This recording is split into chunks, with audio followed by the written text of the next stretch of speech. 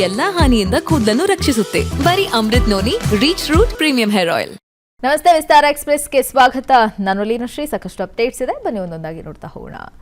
27 ದಿನದಿಂದ ಕೈಗೆ ಸಿಗದೆ ವಿದೇಶದಲ್ಲೇ ತಲೆಮರೆಸಿಕೊಂಡಿರುವ ಪೆನ್ ಡ್ರೈವ್ ಪಾಪಕೋಪದ ಪ್ರಜ್ವಲ್ ರೇವಣ್ಣಗೆ ಇನ್ಮುಂದೆ ಸಂಕಷ್ಟ ಎದುರಾಗುವ ಸಾಧ್ಯತೆ ಇದೆ. ಪ್ರಜ್ವಲ್ ರೇವಣ್ಣನ ರಾಜತಾಂತ್ರಿಕ ಪಾಸ್ಪೋರ್ಟ್ ಅನ್ನು ರದ್ದು ಮಾಡುವಂತೆ ರಾಜ್ಯ ಸರ್ಕಾರ ಎಸ್ಐಟಿ ಪತ್ರ ಬರೆದ ಹಿನ್ನೆಲೆ ವಿದೇಶಾಂಗ ಇಲಾಖೆ ಪಾಸ್ಪೋರ್ಟ್ ರದ್ದು ಪ್ರಕ್ರಿಯೆಯನ್ನ ಶುರು ಮಾಡಿದೆ. ಸದ್ಯ ಪ್ರಜ್ವಲ್ ರಾಜತಾಂತ್ರಿಕ ಪಾಸ್ಪೋರ್ಟ್ ರದ್ದಾದ್ರೆ ಶೀಘ್ರದಲ್ಲೇ ಪ್ರಜ್ವಲ್ ಭಾರತಕ್ಕೆ ವಾಪಸ್ ಆಗುವ ಸಾಧ್ಯತೆ ಇದೆ.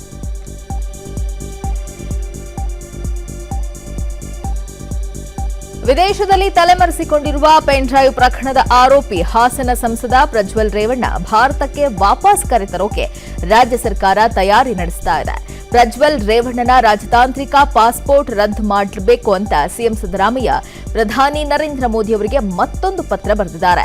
ಈ ಮೊದಲು ಪ್ರಧಾನಿಗೆ ಸಿಎಂ ಪತ್ರವನ್ನ ಬರೆದಿದ್ದು ಪಾಸ್ಪೋರ್ಟ್ ರದ್ದು ಮಾಡುವಂತೆ ಮನವಿಯನ್ನ ಮಾಡಿಕೊಳ್ಳಲಾಗಿತ್ತು. ಆದರೆ ಸಿಎಂ ಸಿದ್ದರಾಮಯ್ಯ ಅವರ ಮೊದಲ ಪತ್ರಕ್ಕೆ ಕೇಂದ್ರದಿಂದ ಯಾವುದೇ ಸ್ಪಂದನೆ ಸಿಗದ ಹಿನ್ನೆಲೆ ಪ್ರಧಾನಿಗೆ ಮತ್ತೊಂದು ಪತ್ರವನ್ನ ಬರೆದಿದ್ದಾರೆ. ರಾಜತಾಂತ್ರಿಕ ಪಾಸ್ಪೋರ್ಟ್ ರದ್ದು ಮಾಡಿ ಅಂತ ಪತ್ರ ಬರೆದಿದ್ದು ಭಾರತಕ್ಕೆ ವಾಪಸ್ ಕರೆತರೋಕೆ ಕ್ರಮ ಕೈಗೊಳ್ಳಿ ಅಂತ ಪತ್ರದಲ್ಲಿ ಮನವಿ ಮಾಡಿದ್ದಾರೆ. ಪ್ರಜ್ವಲ್ ರೇವಣ್ಣ ಪಾಸ್ಪೋರ್ಟ್ ರದ್ದತಿಗೆ ಪ್ರಧಾನಿಗೆ ಸಿಎಂ ಪತ್ರ ಬರೆದ ವಿಚಾರಕ್ಕೆ ಕೇಂದ್ರ ಸಚಿವ ಪ್ರಹ್ಲಾದ್ ಜೋಶಿ ರಿಯಾಕ್ಟ್ ಮಾಡಿದ್ದಾರೆ. ಕಲಬುರಗಿಯಲ್ಲಿ ಮಾತನಾಡಿದ ಅವರು, ರಾಜತಾಂತ್ರಿಕ ಪಾಸ್ಪೋರ್ಟ್ ರದ್ದು ಮಾಡುವುದಕ್ಕೆ ಸಿಎಂ ಪತ್ರ ಬರೆದಿದ್ದು ರಾಜತಾಂತ್ರಿಕ ಪಾಸ್ಪೋರ್ಟ್ ರದ್ದು ಮಾಡುವುದಕ್ಕೆ ಪ್ರೊಸೀಜರ್ ನಡೀತಾ ಇದೆ. ಪಾಸ್ಪೋರ್ಟ್ ರದ್ದು ಮಾಡೋಕೆ ಅದರದ್ದೇ ಆದ ನಿಯಮಗಳಿದ್ದು ಅದರಂತೆ ರದ್ದು ಮಾಡಲಾಗುತ್ತೆ ಅಂತ ಪ್ರಹ್ಲಾದ್ ಜೋಶಿ ಹೇಳಿದ್ದಾರೆ.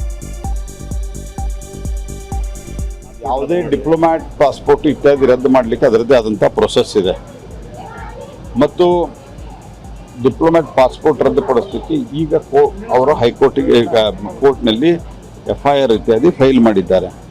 ನಾ ಕೇಳೋ ಪ್ರಶ್ನೆಗೆ ಇವತ್ತಿನ ತನಕ ಸಿದ್ದರಾಮಯ್ಯ, DK ಶಿವಕುಮಾರ್ ಮತ್ತು ಪರಮೇಶ್ವರ್ ಅವರು ಉತ್ತರ ಕೊಟ್ಟಿಲ್ಲ. 21ನೇ ತಾರೀಕು ಈ ಎಲ್ಲ ಕ್ಲಿಪ್ಪಿಂಗ್ಸ್ಗಳು ಪೆನ್ ಡ್ರೈವ್, ಮೊದಲನೇ ಪೆನ್ ಡ್ರೈವ್ ಬಂದದ್ದು 21ನೇ. ಪ್ರಜ್ವಲ್ ರೇವಣ್ಣ ಲೈಂಗಿಕ ದೌರ್ಜನ್ಯ ಪ್ರಕರಣದಲ್ಲಿ ಹಾಸನ ಸಂಸದರಿಗೆ ದಯಮಾಡಿ ಬಂದು ಎಸ್ಐಟಿ ತನಿಖೆ ಎದುರಿಸಿ ಅಂತ ಕುಮಾರಣ್ಣ ಮನವಿ ಮಾಡಿದ್ದಾರೆ ಅಂತ ನಿಖಿಲ್ ಕುಮಾರಸ್ವಾಮಿ ಹೇಳಿದ್ದಾರೆ. ಬೆಂಗಳೂರಿನಲ್ಲಿ ಮಾತನಾಡಿದ ಅವರು, ಪ್ರಜ್ವಲ್ ರೇವಣ್ಣ ಅವರಿಗಾಗಿ ನಾವೆಲ್ಲ ಕಾಯ್ತಾ ಇದ್ದೇವೆ. ಪ್ರಜೆಯಾಗಿ ಹಾಸನ ಸಂಸದರು ಶೀಘ್ರವಾಗಿ ಬರಬೇಕು ಎಂಬುದು ನಮ್ಮ ಆಶಯವಾಗಿದೆ ಅಂತ ನಿಖಿಲ್ ಕುಮಾರಸ್ವಾಮಿ ಹೇಳಿದ್ದಾರೆ. ಭವನದ ಪಕ್ಷದ ಕಚೇರಿಯಲ್ಲಿ ಮಾನ್ಯ ಕುಮಾರಣ್ಣ ಅವರು ಹಾಸನ ಸಂಸದರಿಗೆ ನೇರವಾಗಿ ದಯಮಾಡಿ ಬಂದು SIT ತನಿಖೆಯನ್ನು ಎದುರಿಸಿ ಧೈರ್ಯವಾಗಿ ಅಂತಕ್ಕಂಥದ್ದನ್ನ ಇಡೀ ಸಮಾಜಕ್ಕೆ ಒಂದು ಸಂದೇಶ ಕೊಟ್ಟಿರ್ತಕ್ಕಂಥದ್ದು. ಹಾಗಾಗಿ ನಾವು ಎಲ್ಲ ಕಾಯ್ತಾ ಇದೀವಿ. ಬಂದು ನನ್ನ ಅಭಿಪ್ರಾಯನೂ ಅಷ್ಟೇ, ಒಬ್ಬ ಪ್ರಜೆಯಾಗಿ ನಾನು ಕೇಳ್ಕೊಳ್ತಕ್ಕಂಥದ್ದು, ಈಗ ಏನಿವಾಗ ಆರೋಪ ಬಂದಿದೆ, ಯಾರೇ ಆದರೂ ಆರೋಪ ಬಂದಂತ ಸಂದರ್ಭದಲ್ಲಿ ಬಂದು ಆ ತನಿಖೆಯನ್ನು ಎದುರಿಸ್ತಕ್ಕಂಥದ್ದು ಸೂಕ್ತ. ಸೊ ಹಾಸನ ಸಂಸದರು ಅತಿ ಶೀಘ್ರದಲ್ಲೇ ಬರಲಿ ಅಂತಕ್ಕಂಥದ್ದು ನಾವು ಕೂಡ. ರಾಜ್ಯದ ಎಲ್ಲ ಡಿಸಿ ಸಿಒಗಳ ಜೊತೆ ಸಿಎಂ ವಿಡಿಯೋ ಕಾನ್ಫರೆನ್ಸ್ ಮಾಡಿ ರಾಜ್ಯದಲ್ಲಿ ಮಳೆ ಹಾಗೂ ಬರ ವಿಚಾರಗಳ ಬಗ್ಗೆ ಚರ್ಚೆ ನಡೆಸಿದ್ದಾರೆ. ಬೆಂಗಳೂರಿನ ಗೃಹ ಕಚೇರಿ ಕೃಷ್ಣಾದಿಂದ ವಿಡಿಯೋ ಕಾನ್ಫರೆನ್ಸ್ ನಡೆಸಿದ ಸಿಎಂ ಸಿದ್ದರಾಮಯ್ಯ, ಸಕಾಲದಲ್ಲಿ ರೈತರಿಗೆ ಸಾಲ ಸಿಗುವುದನ್ನು ಖಾತರಿಪಡಿಸಬೇಕು. ಬರ ಪರಿಹಾರ ಹಣ ರೈತರ ಸಾಲಕ್ಕೆ ವಜಾ ಮಾಡಬಾರದು. ವಜಾ ಮಾಡದಂತೆ ಬ್ಯಾಂಕ್ಗಳಿಗೆ ಕಟ್ಟುನಿಟ್ಟಿನ ಕ್ರಮ ಕೈಗೊಳ್ಳಬೇಕು ಅಂತ ಸೂಚನೆ ನೀಡಲಾಗಿದೆ. ಮಳೆಗಾಲ ಆರಂಭ ಆಗ್ತಾ ಇದೆ. ರೈತರಿಗೆ ಗೊಬ್ಬರ ಮತ್ತು ಬಿತ್ತನೆ ಬೀಜ ಸಮಸ್ಯೆ ಆಗಬಾರದು. ಸಾಲದ ಸಮಸ್ಯೆ ಆಗದಂತೆ ಎಚ್ಚರಿಕೆ ವಹಿಸಬೇಕು ಅಂತ ಸಿಎಂ ಅಧಿಕಾರಿಗಳಿಗೆ ಎಚ್ಚರಿಕೆ ಕೊಟ್ಟಿದ್ದಾರೆ. ವಿಡಿಯೋ ಕಾನ್ಫರೆನ್ಸ್ನಲ್ಲಿ ಡಿಸಿಎಂ ಡಿಕೆಶಿ, ಸಚಿವರಾದ ಚಲುವರಾಯಸ್ವಾಮಿ, HK ಪಾಟೀಲ್, ಪ್ರಿಯಾಂಕ್ ಖರ್ಗೆ, ಶಿವಾನಂದ ಪಾಟೀಲ್ ಭಾಗಿಯಾಗಿದ್ದರು. ಪ್ರಕರಣಕ್ಕೆ ಸಂಬಂಧಪಟ್ಟಂತೆ ಕೊಲೆ ಆರೋಪಿ ಗಿರೀಶ್ನನ್ನ ಸಿಐಡಿ ವಿಚಾರಣೆ ನಡೆಸ್ತಾ ಇದೆ. ಬೆಂಡಿಗೇರಿ ಪೊಲೀಸ್ ಠಾಣೆಯಿಂದ ಸರ್ಕಿಟ್ ಹೌಸ್ಗೆ ಆರೋಪಿ ಗಿರೀಶ್ನನ್ನ ಕರೆತಂದು ವಿಚಾರಣೆ ನಡೆಸಲಾಯಿತು. ಆರೋಪಿಯನ್ನ ಕೋರ್ಟ್ಗೆ ಹಾಜರುಪಡಿಸಿ ಹೆಚ್ಚಿನ ವಿಚಾರಣೆಗೆ ಮತ್ತೆ ಕಸ್ಟಡಿಗೆ ಕೇಳುವ ಸಾಧ್ಯತೆ ಇದೆ. ಪರಿಷತ್ ಚುನಾವಣೆಯಲ್ಲಿ ಬಂಡಾಯವೆದ್ದಿದ್ದಕ್ಕೆ ಉಡುಪಿ ಜಿಲ್ಲಾ ಬಿಜೆಪಿ ಕೆ ರಘುಪತಿ ಭಟ್ರನ್ನ ಉಚ್ಚಾಟನೆಗೆ ಶಿಫಾರಸು ಮಾಡಿದೆ. ಪಕ್ಷದಿಂದ ಕೂಡಲೇ ರಘುಪತಿ ಭಟ್ ಅವರನ್ನ ಉಚ್ಚಾಟಿಸಬೇಕು ಅಂತ ರಾಜ್ಯ ಸಮಿತಿಗೆ ಜಿಲ್ಲಾ ಬಿಜೆಪಿ ಮನವಿ ಮಾಡಿದೆ. ಬಿಜೆಪಿ ಅಭ್ಯರ್ಥಿಯಂತೆ ರಘುಪತಿ ಭಟ್ ಬಿಂಬಿಸಿಕೊಳ್ತಾ ಇದ್ದಾರೆ. ಇದರಿಂದ ಕಾರ್ಯಕರ್ತರಲ್ಲಿ ಗೊಂದಲ ಸೃಷ್ಟಿಯಾಗಿದೆ. ಹೀಗಾಗಿ ರಘುಪತಿ ಭಟ್ರನ್ನ ಉಚ್ಚಾಟಿಸಬೇಕು ಅಂತ ಉಡುಪಿ ಜಿಲ್ಲಾ ಬಿಜೆಪಿ ಅಧ್ಯಕ್ಷ ಕಿಶೋರ್ ಕುಮಾರ್ ರಾಜ್ಯ ಸಮಿತಿಗೆ ಶಿಫಾರಸು ಮಾಡಿದ್ದಾರೆ.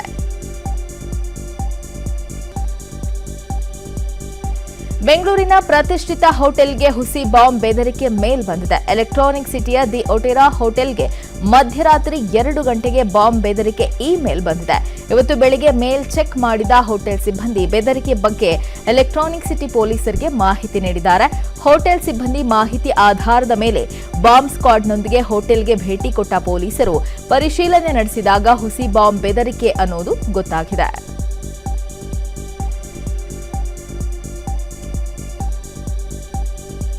ಯುವ ನಿಧಿಗಾಗಿ 3 ತಿಂಗಳಿನಿಂದ ಯುವಕರು ಪರದಾಡ್ತಾ ಇದ್ದಾರೆ.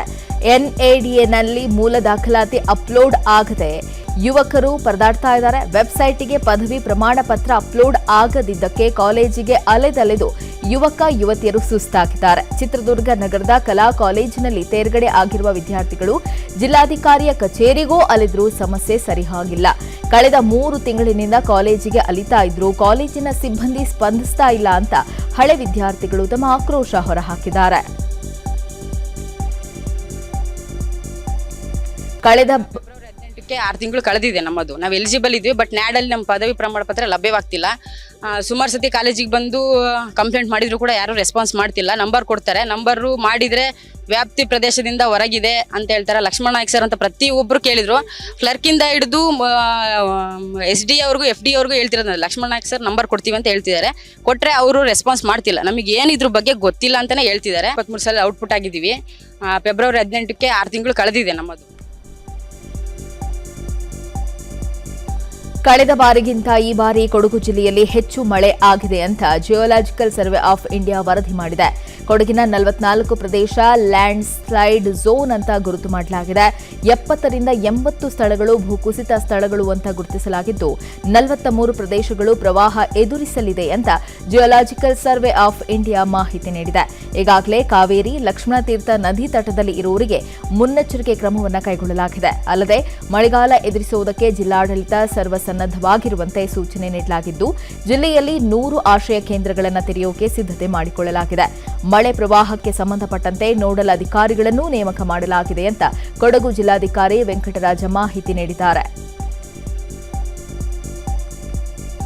ನಮ್ಮ ಕೊಡಗು ಜಿಲ್ಲೆಯಲ್ಲಿ ಮೇ ತಿಂಗಳಲ್ಲಿ ಈಗ ಒಂದು ಒಳ್ಳೆ ರೀತಿಯಾಗಿ ಮಳೆ ಬಂದಿದೆ. ಸಾಮಾನ್ಯವಾಗಿ ಮಳೆಕ್ಕಿಂತ ಒಂದು 100% ಹೆಚ್ಚಿಗೆ ಆಗಿ ಇದು ಮಳೆ ಸಿಕ್ಕಿದೆ. ಮತ್ತು ಈಗ IMDಯಿಂದ ನಮಗೆ ಒಂದು ಫೋರ್ಕಾಸ್ಟ್ ಬಂದಿದೆ ಮಾನ್ಸೂನ್ ಸೀಸನಿಗೆ.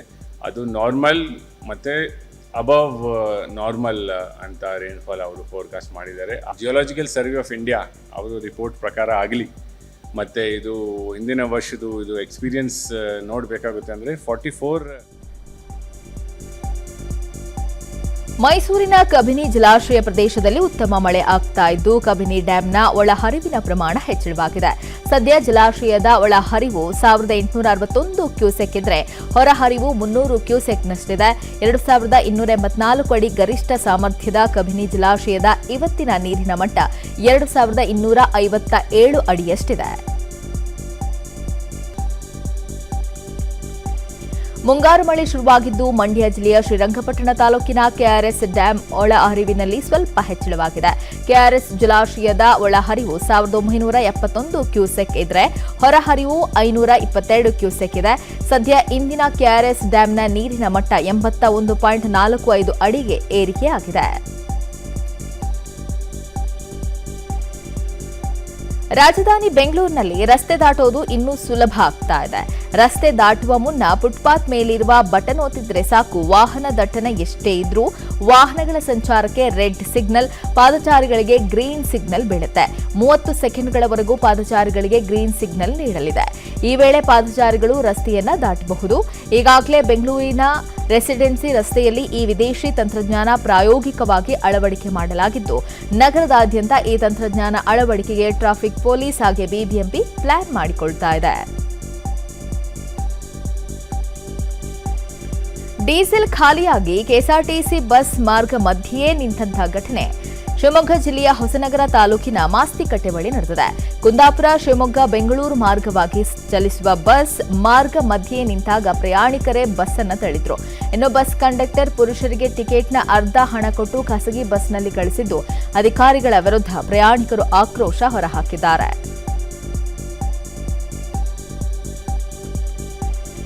ಅಕ್ರಮವಾಗಿ ಸಿಲಿಂಡರ್ಗಳ ರೀಫಿಲ್ಲಿಂಗ್ ಮಾಡ್ತಾ ಇದ್ದ ಘಟಕದ ಮೇಲೆ ಪೊಲೀಸ್ ಇಲಾಖೆ ಆಹಾರ ನಿರೀಕ್ಷಕರ ತಂಡ ರೇಡ್ ಮಾಡಿದೆ. ಕೋಲಾರ ಜಿಲ್ಲೆಯ ಕೆಜಿಎಫ್ ಅರ್ಡಸನ್ ಪೇಟೆಯಲ್ಲಿ ಅಕ್ರಮವಾಗಿ ಸಿಲಿಂಡರ್ಗಳ ರೀಫಿಲ್ಲಿಂಗ್ ಮಾಡಲಾಗಿದ್ದು, ಖಚಿತ ಮಾಹಿತಿ ಮೇರೆಗೆ ರೇಡ್ ಮಾಡಲಾಗಿದೆ. ಈ ವೇಳೆ ಅಕ್ರಮ ರೀಫಿಲ್ಲಿಂಗ್ ಮಾಡೋಕೆ ಶೇಖರಿಸಿದ್ದ ಗೃಹ ಉಪಯೋಗಿ ಮತ್ತು ವಾಣಿಜ್ಯ ಬಳಕೆ ಸಿಲಿಂಡರ್ ಸೇರಿ ಒಟ್ಟು 136 ಸಿಲಿಂಡರ್ಗಳನ್ನು ವಶಕ್ಕೆ ಪಡೆದುಕೊಳ್ಳಲಾಗಿದೆ. ನನ್ನ ಜೀವನದಲ್ಲಿ ನಾನು ಮಾತ್ರವಲ್ಲ, ನನ್ನ ಕೂದಲು ಕೂಡ ಆಗಿರ್ಬೇಕು ಸ್ಟ್ರಾಂಗ್ ಅಂಡ್ ಸ್ಟೈಲಿಶ್. ಬರೀ Amrut noni reach root premium hair oil ನೊಂದಿಗೆ. Reach root premium hair oil. ಕಳೆದ ವರ್ಷ ಕಾಡಾನೆ ಸೆರೆ ಹಿಡಿಯುವ ಕಾರ್ಯಾಚರಣೆಯಲ್ಲಿ ವೀರ ಮರಣ ಹೊಂದಿದ ದಸರಾ ಆನೆ ಅರ್ಜುನನ ಸ್ಮಾರಕ ನಿರ್ಮಾಣಕ್ಕೆ ನಟ ದರ್ಶನ್ ನೆರವು ನೀಡಿದ್ದಾರೆ. ಸ್ಮಾರಕ ನಿರ್ಮಾಣಕ್ಕೆ ಬೇಕಾದಷ್ಟು ಗ್ರಾನೈಟ್ ಕಲ್ಲನ್ನ ಕಳಿಸಿಕೊಟ್ಟಿದ್ದಾರೆ. ಆನೆ ಅರ್ಜುನ ಮೃತಪಟ್ಟ ವೇಳೆ ಸ್ಮಾರಕ ನಿರ್ಮಾಣಕ್ಕೆ ನೆರವು ನೀಡುವುದಾಗಿ ನಟ ದರ್ಶನ್ ಮಾತು ಕೊಟ್ಟಿದ್ರು. ಇದೀಗ ಕೊಟ್ಟ ಮಾತಿನಂತೆ ಅವರು ನಡೆದುಕೊಂಡಿದ್ದಾರೆ. 2023ರ ಡಿಸೆಂಬರ್ 4ರಂದು ಹಾಸನ ಜಿಲ್ಲೆಯ ಸಕಲೇಶಪುರ ತಾಲೂಕಿನ ಎಳಸೂರು ಸಮೀಪದ ದಬ್ಬಳ್ಳಿಕಟ್ಟೆ ನೆಡುತೋಪಿನಲ್ಲಿ ಕಾಡಾನೆ ಸೆರೆ ಹಿಡಿಯುವ ಕಾರ್ಯಾಚರಣೆಯಲ್ಲಿ ದಸರಾ ಆನೆ ಅರ್ಜುನ ವೀರ ಮರಣ ಹೊಂದಿತ್ತು. ಇದೀಗ ಅದೇ ಜಾಗದಲ್ಲಿ ಆನೆ ಅರ್ಜುನನ ಸ್ಮಾರಕ ನಿರ್ಮಾಣ ಕಾರ್ಯ ನಡೀತಾ ಇದೆ.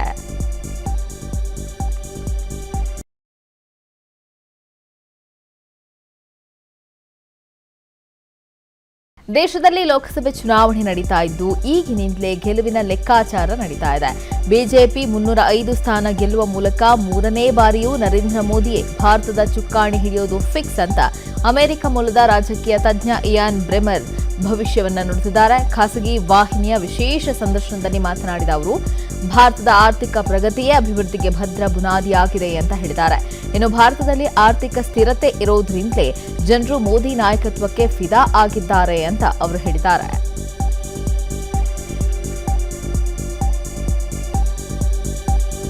ಲೋಕಸಭಾ ಚುನಾವಣೆಯಲ್ಲಿ ಇಂಡಿಯಾ ಮೈತ್ರಿಕೂಟ ಗೆಲುವು ಸಾಧಿಸಿದ್ರೂ ನನಗೆ ಪ್ರಧಾನಿಯಾಗುವ ಉದ್ದೇಶವಿಲ್ಲ ಅಂತ ದೆಹಲಿ ಸಿಎಂ ಅರವಿಂದ್ ಕೇಜ್ರಿವಾಲ್ ಹೇಳಿದ್ದಾರೆ.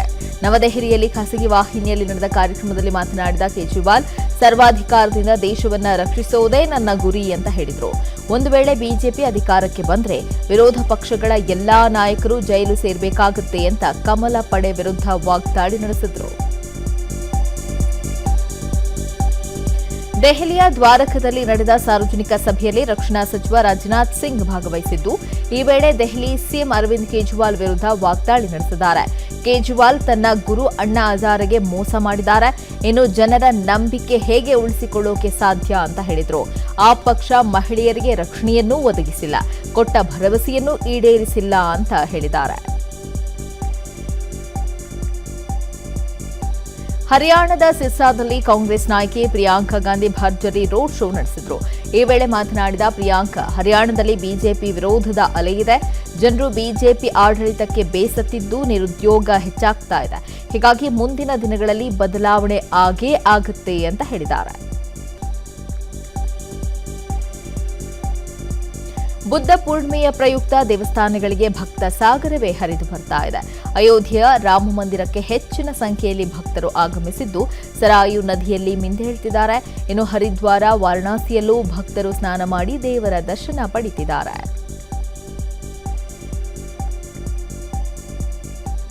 ಕೇರಳದಲ್ಲಿ ಮಳೆರಾಯನ ಅಬ್ಬರಕ್ಕೆ 4 ಮಂದಿ ಸಾವಿಗೀಡಾಗಿದ್ದಾರೆ. ಮುಂದಿನ ದಿನಗಳಲ್ಲಿ ಹೆಚ್ಚು ಮಳೆಯಾಗುವ ಮುನ್ಸೂಚನೆ ಇರುವುದರಿಂದ ಕೆಲ ಜಿಲ್ಲೆಗಳಿಗೆ ಭಾರತೀಯ ಹವಾಮಾನ ಇಲಾಖೆ ರೆಡ್ ಅಲರ್ಟ್ ಅನ್ನು ಘೋಷಿಸಿದೆ.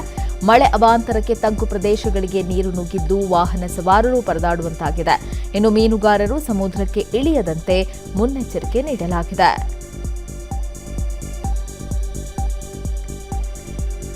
ಬಿಸಿಲಿನ ತಾಪಕ್ಕೆ ಉತ್ತರ ಭಾರತೀಯರು ತತ್ತರಿಸಿ ಹೋಗಿದ್ದಾರೆ.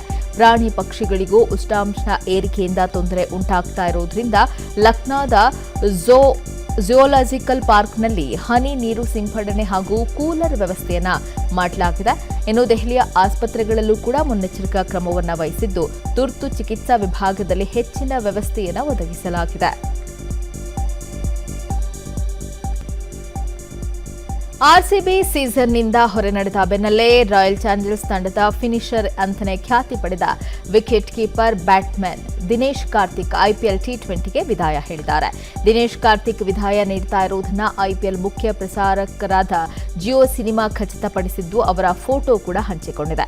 ಇನ್ನು ದಿನೇಶ್ ವಿದಾಯಕ್ಕೆ ಅಭಿಮಾನಿಗಳು ಬೇಸರಗೊಂಡಿದ್ದಾರೆ. 6 ಪಂದ್ಯಗಳನ್ನು ಸೋತು ಅಭಿಮಾನಿಗಳಿಗೆ ನಿರಾಸೆ ಮೂಡಿಸಿದ್ದ ಆರ್ಸಿಬಿ ಮತ್ತೆ ಫಿನಿಕ್ಸ್ ಪಕ್ಷಿಯಂತೆ ಎದ್ದು ಸತತ 6 ಪಂದ್ಯಗಳನ್ನು ಜಯಿಸಿತ್ತು. ಸಿಎಸ್ಕೆ ಸೋಲಿಸಿ ಪ್ಲೇ ಆಫ್ಗೆ ಎಂಟ್ರಿ ಕೊಟ್ಟಿದ್ದ ಆರ್ಸಿಬಿ ಆರ್ಆರ್ ವಿರುದ್ಧ ಪಂದ್ಯದಲ್ಲಿ ಸೋಲನ್ನು ಅನುಭವಿಸಿದೆ. ಆದರೂ ಆರ್ಸಿಬಿ ಅಭಿಮಾನಿಗಳು ಭರವಸೆಯನ್ನ ಕಳೆದುಕೊಳ್ಳದೆ ಹೆಮ್ಮೆಯಿಂದ ಆರ್ಸಿಬಿ ಫಾರ್ ಎವರ್ ಅಂತ ಪೋಸ್ಟ್ ಹಾಕುವ ಮೂಲಕ ಆರ್ಸಿಬಿ ವಿರೋಧಿಗಳಿಗೆ ಟಾಂಗ್ ನೀಡಿದ್ದಾರೆ. ರಾಜ್ಯದಲ್ಲಿ ನಡೀತಾ ಇರುವ ವಿದ್ಯಮಾನಗಳನ್ನೇ ಹೋಲುವ ಜಲಕ್ಕೊಳಗೊಂಡ ಸಿಂಹಗುಹೆ ಚಿತ್ರದ ಟೀಸರ್ ಇದೀಗ ಭಾರಿ ಸದ್ದು ಮಾಡ್ತಾ ಇದೆ. ಅಶ್ಲೀಲ ವಿಡಿಯೋ ಪ್ರಕರಣ, ಪೆನ್ ಡ್ರೈವ್ನಂತಹ ವಿಚಾರಗಳು ಈ ಟೀಸರ್ನಲ್ಲಿದೆ. ಈಗಾಗಲೇ ಬಿಡುಗಡೆಯಾದ ಈ ಟೀಸರ್ ಹಲವಾರು ಪ್ರಶ್ನೆ ಹಾಗೂ ಕುತೂಹಲವನ್ನ ಹುಟ್ಟುಹಾಕಿದೆ. ಎಸ್ಜಿಆರ್ ನಿರ್ದೇಶನದಲ್ಲಿ ಮೂಡಿಬಂದಿರುವ ಸಿಂಹಗುಹೆ ಸಸ್ಪೆನ್ಸ್ ಕ್ರೈಮ್ ಮರ್ಡರ್ ಮಿಸ್ಟ್ರಿ ಕಥೆಯನ್ನು ಹೊಂದಿದೆ. ರವಿ ಶಿರೂರ್ ನಾಯಕ ನಟನಾಗಿ ಕಾಣಿಸಿಕೊಂಡಿದ್ದು ನಿರ್ಮಾಣದ ಜವಾಬ್ದಾರಿಯನ್ನು ಹೊತ್ತಿದ್ದಾರೆ. ಈಗಾಗಲೇ ಯುಎಸ್ ಸೆನ್ಸಾರ್ ಸರ್ಟಿಫಿಕೇಟ್ ಪಡೆದಿರುವ ಸಿಂಹಗುಹೆ ಚಿತ್ರ ಬಿಡುಗಡೆಗೆ ರೆಡಿಯಾಗಿದ್ದು ಜೂನ್ ವೇಳೆಗೆ ಕನ್ನಡ, ತೆಲುಗಿನಲ್ಲಿ ರಿಲೀಸ್ ಆಗ್ತಾ ಇದೆ. ಟಾಲಿವುಡ್ ರೀತಿ ಸ್ಯಾಂಡಲ್ವುಡ್ನಲ್ಲೂ ಚಿತ್ರೋದ್ಯಮದ ಸ್ಥಿತಿ ಚಿಂತಾಜನಕವಾಗಿದೆ. ತೆಲಂಗಾಣದ ರೀತಿ ಕರ್ನಾಟಕದಲ್ಲೂ ಥಿಯೇಟರ್ ಬಂದ್ ಮಾಡ್ತಾರಾ ಎಂಬ ಪ್ರಶ್ನೆಗೆ ಫಿಲ್ಮ್ ಚೇಂಬರ್ ಅಧ್ಯಕ್ಷ ಎನ್ಎಂ ಸುರೇಶ್ ಪ್ರತಿಕ್ರಿಯಿಸಿದ್ದಾರೆ. ಅಂಗಸಂಸ್ಥೆಗಳ ಜೊತೆ ಸಭೆ ನಡೆಸಿರುವ ಫಿಲ್ಮ್ ಚೇಂಬರ್ ಚಿತ್ರೋದ್ಯಮದ ಚೇತರಿಕೆಗೆ ಮಹತ್ವದ ನಿರ್ಧಾರವನ್ನು ತೆಗೆದುಕೊಳ್ಳುವುದಕ್ಕೆ 1 ತಿಂಗಳ ಕಾಲಾವಕಾಶವನ್ನು ಕೇಳಿದೆ. ಈಗಾಗಲೇ ಫಿಲ್ಮ್ ಚೇಂಬರ್ನಿಂದ ದೊಡ್ಡ ನಿರ್ಮಾಣ ಸಂಸ್ಥೆಗಳಿಗೆ, ವಿತರಕರಿಗೆ, ಕಲಾವಿದರಿಗೆ ಪತ್ರವನ್ನು ಬರೆಯಲಾಗ್ತಾ ಇದೆ. ಜೂನ್ ತಿಂಗಳ ತನಕ ಚಿತ್ರೋದ್ಯಮದ ಚೇತರಿಕೆಗೆ ಪ್ರಮುಖ ಸಭೆಗಳನ್ನು ನಡೆಸಿ ಸಂಬಂಧಪಟ್ಟವರ ಜೊತೆ ಮಾತುಕತೆಯನ್ನು ಮಾಡಿ ನಿರ್ಧಾರ ತೆಗೆದುಕೊಳ್ತೀವಿ ಅಂತ ಹೇಳಿದ್ದಾರೆ. ಡಿವೈನ್ ಸ್ಟಾರ್ ರಿಷಬ್ ಶೆಟ್ಟಿ ಸದ್ಯ ಕಾಂತಾರ ಚಾಪ್ಟರ್ 1 ಸಿನಿಮಾದ ಕೆಲಸದಲ್ಲಿ ಬ್ಯುಸಿಯಾಗಿದ್ದಾರೆ. ಇದರ ನಡುವೆ ಬಿಡುವು ಮಾಡಿಕೊಂಡು ಚಿಕ್ಕಮಗಳೂರು ಜಿಲ್ಲೆಯ ಕೊಪ್ಪ ತಾಲೂಕಿನ ಹರಿಹರಪುರ ಕ್ಷೇತ್ರಕ್ಕೆ ಕುಟುಂಬ ಸಮೇತ ಭೇಟಿ ಕೊಟ್ಟಿದ್ದಾರೆ. ತುಂಗಾ ನದಿ ತಟದಲ್ಲಿರುವ ಇತಿಹಾಸ ಪ್ರಸಿದ್ಧ ದೇಗುಲವಾಗಿರುವ ಹರಿಹರಪುರದ ಶಾರದಾ ಲಕ್ಷ್ಮೀ ನರಸಿಂಹಸ್ವಾಮಿಯ ದರ್ಶನವನ್ನು ಪಡೆದಿದ್ದಾರೆ. ನಂತರ ರಿಷಬ್ ಶೆಟ್ಟಿ ನೋಡ್ತಾ ಇದ್ದಂತೆ ಅವರ ಅಭಿಮಾನಿಗಳು ಸೆಲ್ಫಿಯನ್ನು ಕ್ಲಿಕ್ಕಿಸಿಕೊಳ್ಳುವುದಕ್ಕೆ ಮುಗಿಬಿದ್ದಿದ್ದಾರೆ. ಅನುಕ್ಷಣದ ಸುದ್ದಿಗಳಿಗಾಗಿ ವಿಸ್ತಾರ ನ್ಯೂಸ್ ಯೂಟ್ಯೂಬ್ ಚಾನೆಲ್ ಸಬ್ಸ್ಕ್ರೈಬ್ ಮಾಡಿ. ಹೊಸ ಸುದ್ದಿಗಳ ನೋಟಿಫಿಕೇಶನ್ಗಾಗಿ ಬೆಲ್ ಐಕಾನ್ ಕ್ಲಿಕ್ ಮಾಡಿ. ಲೇಟೆಸ್ಟ್ ಅಪ್ಡೇಟ್ಸ್ಗಾಗಿ www.vistaranews.com ವೆಬ್ಸೈಟ್ಗೆ ವಿಸಿಟ್ ಮಾಡಿ. ಅಂಗೈಯಲ್ಲೇ ಜಗತ್ತಿನ ಸುದ್ದಿ ತಿಳಿಯಲು ವಿಸ್ತಾರ ನ್ಯೂಸ್ ಕನ್ನಡ ಆಪ್ ಡೌನ್ಲೋಡ್ ಮಾಡಿ.